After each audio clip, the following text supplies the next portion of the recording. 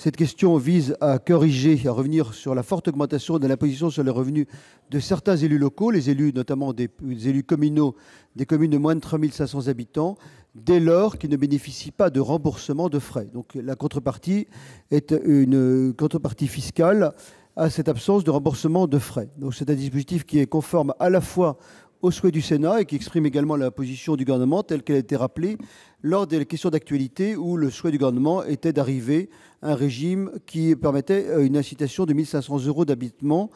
pour les élus des plus petites communes. Donc je demande donc au Sénat d'adopter cet amendement A1 qui corrige l'article 2 bis B.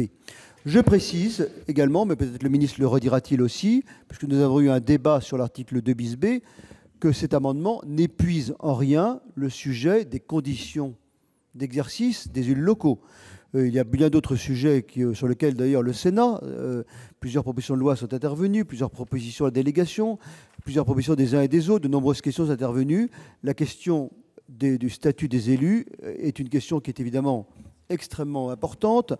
qui, vous l'avez dit les uns et les autres, Julien Bargeton, membre de la majorité, l'a dit aussi, et je partage son analyse,